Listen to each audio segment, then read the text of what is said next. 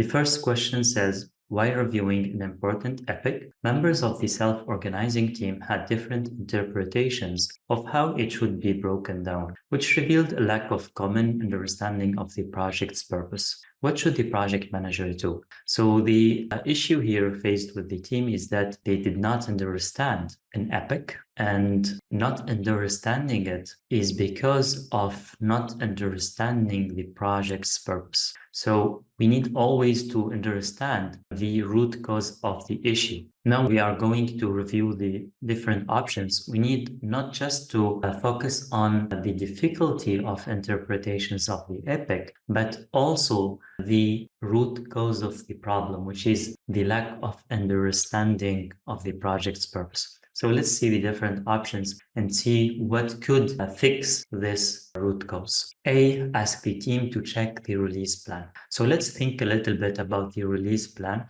Here is an example of a project with 3 releases, and usually within a release we have a couple of sprints, and it could also span across more than one release. We can have an epic here, we can have another epic here. Okay, so if we are lacking the understanding of the epic, checking the release plan could not be sufficient. For instance, if I check the release plan for the first release, maybe it's not enough to understand the Epic 2 here because it's across 2 releases. And it will not fix the root cause of the problem, which is the understanding of the project's purpose. So I don't think this could fix the problem. Let's see the option B here. Ask the team to check the acceptance criteria of the epic. So this will fix the interpretation of the epic, but it will not fix the lack of understanding of the project purpose. Okay, so it could fix the direct problem, but it will not have a permanent effect. Maybe the team later on will have another issue related to another epic or another user story because they are lacking a common understanding of the project. So this is a partial solution. Let's check the other options. Ideally, we find an option that fixes the root cause. Remind the team of the sprint goal. This is even worse than A because the sprint is here and they are lacking understanding of the epic, which is wider than the sprint. We know that an epic is splitted into many user stories, and the user stories should fit into a single sprint. So C is not correct. D, remind the team of the project vision. That's exactly what the project manager should do to help the team have a common understanding of the project purpose, which helps them understand the epic and which helps them understand the other scope of work. So ideally, I will choose D here. Let's check the answer. Yes, the project manager should remind the team of the project's vision since the team seems to lack a common understanding of the project purpose. Okay, here I would like to add another note. The product owner is usually responsible to set the vision and share the vision within the team as well. Here in this scenario, the project manager is reminding the team of the project vision. The project team could do that as well, but usually the product owner responsibility is to keep reminding the team, keep sharing the vision, update the team if there is any new updates to the vision. That's the product owner primary responsibility, and the project manager could support that as well. Okay, let's move on to the next question. The next question says, after completing a release, the Scrum team is examining its burn down chart. So here, a burn down release chart. You keep in mind that there are 2 types of burn down when it comes to Agile. There is a release burn down chart and there is a sprint burned down chart. You need to differentiate between these 2 burn down charts. When it comes to release burn down chart, here we have sprints. Like in this graph here, we have a release burn down chart. So we have sprints here and story points here. If it's a sprint burn down chart, then we are going to have days here and story points here. So keep that in mind. When it comes to burn down chart, you should focus whether it's a release or it's a sprint burn down. Okay, in our case, we have a burn down chart related to a release. Even though there were no changes in estimates, the chart shows an increase in story point value during the 3rd sprint. How can this be explained? So here the development team started with 250 story points, and after finishing the first sprint, they ended up with 200 story points. That means that the velocity of the team is 50 story points, which means that the team completed 50 story points by the end of sprint 1. Okay, when they moved on to sprint 2, they also completed, let's say this is 160, so they completed 40 story points. Okay, by the end of sprint 3, they should complete another number. Let's say normally they could go here, for instance, which means that if there is no events at all, then the team could consume another 30 or 40 or 50 or even 60 user stories. But we are witnessing more user stories at the beginning, which means that there is a new user stories added to the release backlog. So the development team, instead of the next time starting what they left off, they will start with a higher number, which means that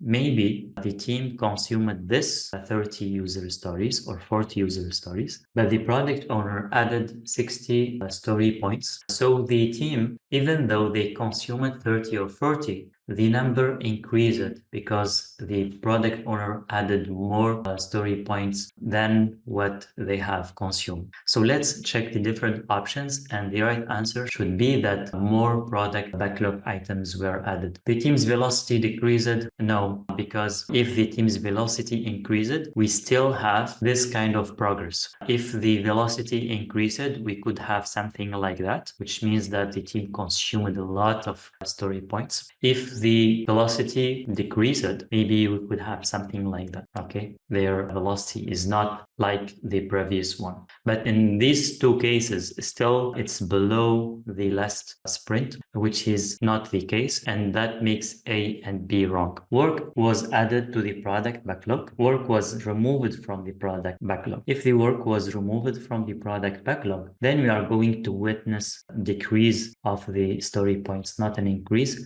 So the right answer should be C in this case. Let's check the right answer. Exactly, it's C. When work related to a release is added to the product backlog, the release story points naturally increase. Okay, let's move on to question 3. A project manager is leading a software project. The project team finished all of the tasks in the iteration backlog early and decided to work on code cleanup for the rest of the iteration. In spite of their intention to decrease technical debt, which will save the customer maintenance fees in the future, neither the customer nor the project manager seems to be happy. What could be the reason behind the customer's dissatisfaction? Okay, so here we have project team finish it early, and because they don't have anything to do, they start doing a code clean up for the rest of the iteration. Maybe the iteration is 2 weeks and 2 days left, for instance. So for these 2 days left, they started to do code cleanup. But the customer is not happy. Let's see the different reasons. He wanted to avoid scope creep. Let's see the definition of scope creep. Scope creep is when there is a change which is in the execution phase after agreeing about all the scope of work, and there is a change, and that change is not agreed upon between the project team and the client, and this is considered as a scope creep.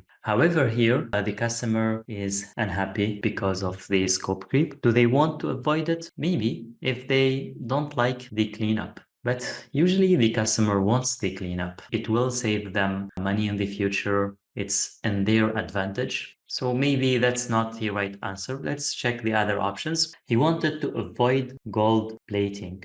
Gold plating is when the development team did something, they think it's good, and they did not ask the customer. So they're doing a scope change to make the customer happy. And in some cases, the customer will not be happy because of this gold plating. And in many cases, the project manager will not be happy as well, because this is a scope creep as well. It's the deviation from scope, but with the intention to please the customer. It's always recommended to avoid scope creep and gold plating. Okay, so here the customer is not happy. Is it because the gold plating? I think the same reasoning here for scope creep. Usually the gold plating is to please the customer, but the customer here is not happy. And I don't think the customer will not like the code cleanup. Maybe there is another reason. Let's check the other options. See, he wanted to prioritize the scope. Okay, here imagine that we have an iteration of 2 weeks and there is 2 days left. Here the development team decided by themselves to do code cleanup. If they ask the customer what they should do in these 2 days left, maybe they will give them another task rather than code cleanup.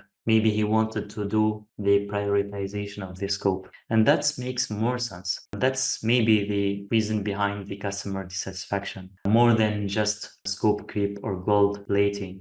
So I would say C is better than A and B. Let's check D. He wanted to minimize costs by ending the iteration earlier. Usually in the agile and iterative approaches, the iteration is already fixed and the cost is fixed and the schedule is fixed. So the concern of the customer is not about how much it costs the iteration because it's already fixed and the budget is already allocated. I don't think B is the right answer. It's not the concern of the customer. Most probably the concern of the customer is the prioritization. They have more prioritized work than code cleanup. That's why they are not happy. Let's check the right answer. Yes, the probable reason for the customer dissatisfaction is there are more prioritized items in the product backlog that the team could have worked on instead of the code cleanup activity. Stakeholders are the one responsible for defining and prioritizing the scope and the requirements for the project team. The product owner here, which is the customer also, or the representative of the customer, is the responsible for the prioritization. That's why they are not happy. Okay, let's move on to the next question. A project manager gets assigned to carry out an internal project to create a new website for the organization. Months into the project team faces multiple challenges. The completion date is unclear because the scope is changing frequently. So this is a key word here. When reading questions, such statements should be highlighted. As a new knowledge is gained, the scope is changing frequently. So let's see the remaining question. The team has completed some deliverables. However, when new stakeholders join the project, they express their dissatisfaction with the outcomes, claiming that they do not align with business goals. What can the project manager do to prevent similar issues in the future? Okay. A, develop a prioritized backlog and establish iteration review sessions with stakeholders to ensure alignment with business goals. Okay, so since we have a changing scope, then a prioritized backlog could resolve this issue. And since we have not happy stakeholders, the new stakeholders join the project, they express dissatisfaction with the outcomes. Okay, here we have new stakeholders, and here we have iteration review sessions with stakeholders to ensure alignment with business goals. Yeah, so here key stakeholders, when they join the project, they could be part of the iteration reviews and they will check the progress and they will assess the business goal. Yeah, that makes sense. So A could be correct. Let's check the other options. Create a detailed work breakdown structure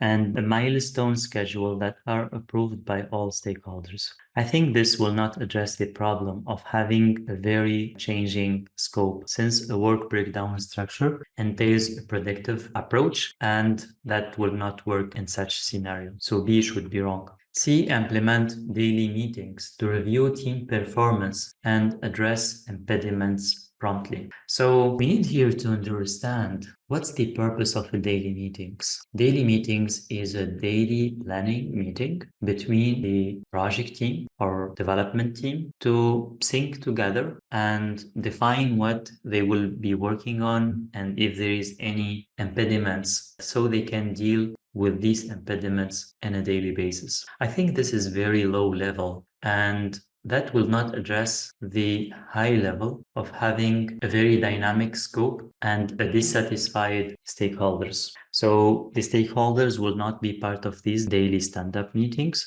So this will not resolve the problem and C should be wrong. D, organize kickoff meetings for each project phase to share the project management plan. Here, the project management plan entails that the project will again be following the waterfall or predictive approach. And here, the project management plan defines how to manage the project. It will not define the scope for each of the phases. So even this, like having a kickoff meeting for each project phase, even if we imagine that we are going to split the project into phases, we are not going to review the scope of each phase here. So it will not address the problem at all. This will be wrong as well. And the right answer should be A then. Okay, let's check. Yes, the right answer is A, creating a prioritized backlog and holding iteration review sessions with the stakeholders, adopting an agile project development approach, allows for continuous alignment with business goals. Okay,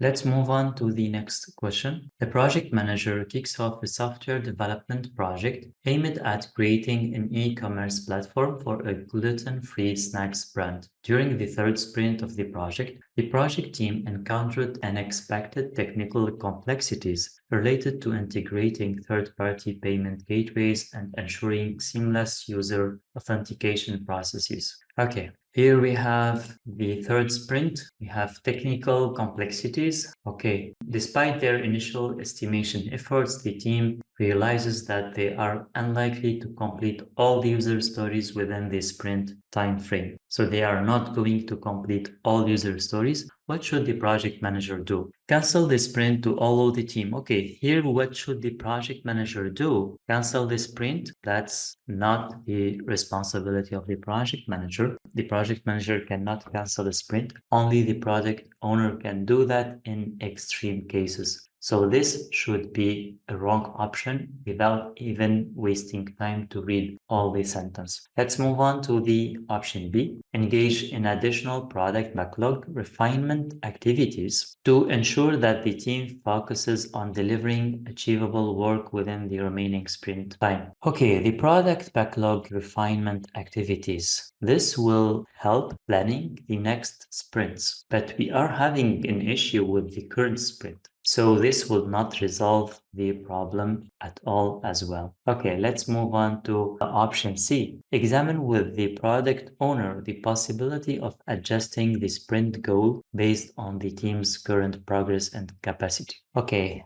we know that the sprint goal is defined during the sprint planning, and that will be the target for the sprint, and the development team will work on the sprint in order to achieve this goal. Okay, if the team is not able to complete all user stories, then the sprint goal would be in danger. They might even reach the sprint goal. The solution here, adjusting the sprint goal, maybe it's not the best course of action, because addressing the sprint goal will not change the fact that the sprint team is behind, and it will also lead to disappointment. So this is not very convincing. Usually it's not recommended to change the sprint goal once we start working on a sprint. Let's see if it's a better option. Then D should be the correct answer. Collaborate with the product owner to renegotiate the remaining items of the sprint goal. That's exactly what the project manager should do, is that inviting the product owner to renegotiate the remaining items on the sprint backlog. If they are not able to complete, let's say, the remaining 10 user stories, you can ask the product owner which is the best 5